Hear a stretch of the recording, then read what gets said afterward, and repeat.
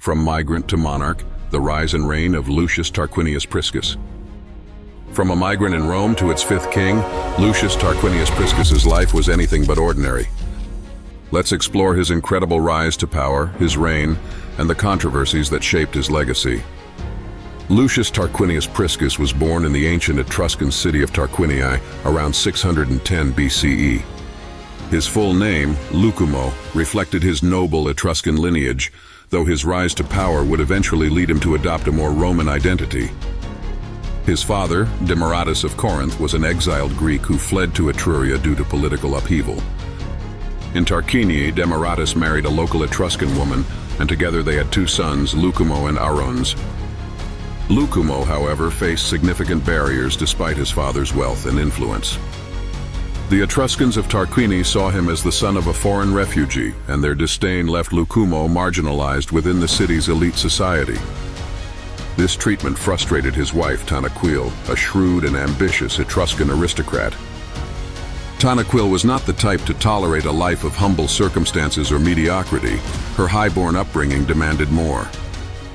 She believed in her husband's potential to achieve greatness and urged him to leave Tarquinii behind.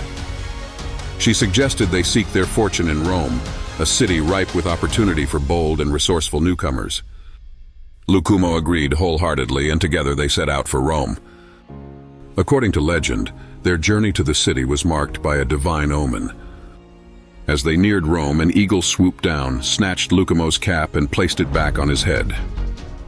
Tanaquil interpreted this as a sign that her husband was destined for greatness and future kingship. In Rome, they adopted the Latin name Lucius Tarquinius Priscus, and Lucius quickly ingratiated himself with Roman society.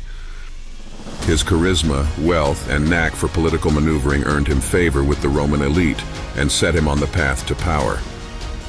Upon arriving in Rome, Lucius Tarquinius Priscus quickly leveraged his wealth and charm to win favor among the city's leading figures.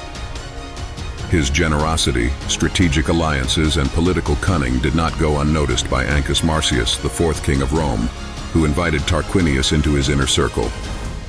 Tarquinius served as a trusted advisor, gaining insight into the workings of Roman governance while solidifying his reputation as a man of ambition and intellect. Before his death in 616 BCE, King Ancus Marcius named Tarquinius as the guardian of his two sons, entrusting him with their care and guidance. However, when Ancus passed, Tarquinius saw an opportunity not just to safeguard the kingdom, but to claim the throne himself. In a bold and highly calculated move, he sent the late king's sons away on a fabricated mission, temporarily removing them from the political equation. With their absence, Tarquinius campaigned vigorously for the kingship. Using his wealth to secure the support of the Roman people and Senate, Tarquinius presented himself as the ideal candidate to lead Rome into a new era. His charisma, sharp political instincts, and the trust he had cultivated as Ancus's advisor proved instrumental. With the backing of the Senate and the approval of the Roman populace, Lucius Tarquinius Priscus was crowned the fifth king of Rome in 616 BCE. Lucius Tarquinius Priscus's reign ushered in a transformative era for Rome, one that blended Etruscan influence with Roman ambition.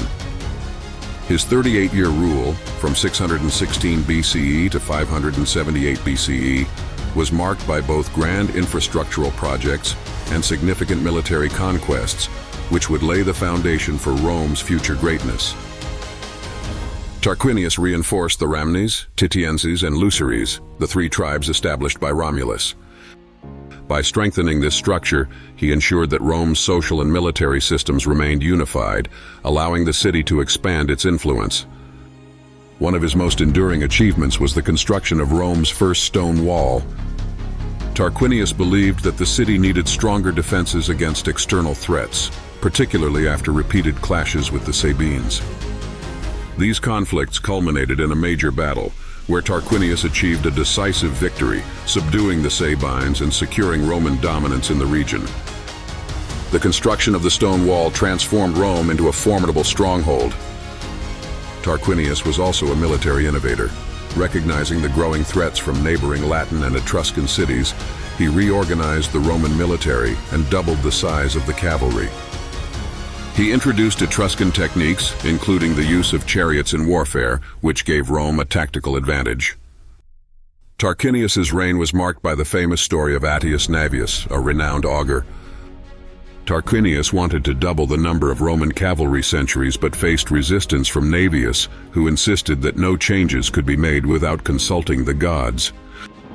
To mock him, Tarquinius asked Navius to determine whether something he was thinking of could be accomplished.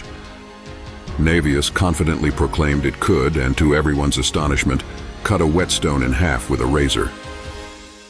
Humbled by this display of divine favor, Tarquinius respected Navius's advice, cementing the augur's legendary status in Roman history. Tarquinius's contributions extended beyond warfare. His ambitious public works projects included the Cloaca Maxima, the Circus Maximus, and the foundations of the Temple of Jupiter Optimus Maximus. These projects symbolized Rome's transformation into a thriving city-state and laid the groundwork for its future greatness. As with many early Roman kings, the line between history and legend blurs when recounting the life of Lucius Tarquinius Priscus. His death, however, is one of the most infamous moments in his reign. According to Livy, the sons of Ancus Marcius, enraged by Tarquinius's usurpation of their father's throne, plotted to murder him. They hired 2 desperate shepherds to carry out the assassination. The shepherds staged a fight in the royal court and demanded to present their case before the king. While one shepherd began speaking to Tarquinius, the other moved behind him and struck his skull with an axe, killing him instantly. Tanaquil, ever the strategist, concealed her husband's death, claiming he was merely injured. She took control of the situation and maneuvered to ensure that Servius Tullius, her protege, and the future 6th king of Rome, would ascend to the throne. In doing so, she safeguarded Tarquinius's vision for the kingdom's future. Tarquinius's legacy endures in the foundations of Roman governance, culture, and infrastructure. His reign marked the blending of Etruscan and Roman traditions, setting the stage for Rome's rise as a powerful city-state. So what do you think of Lucius Tarquinius Priscus? Was he a bold visionary who laid the groundwork for Rome's greatness, or a power-hungry ruler who relied on manipulation and ambition to rise to the top? Let us know your thoughts in the comments below. If you enjoyed this video, please like and subscribe for more videos about ancient Rome.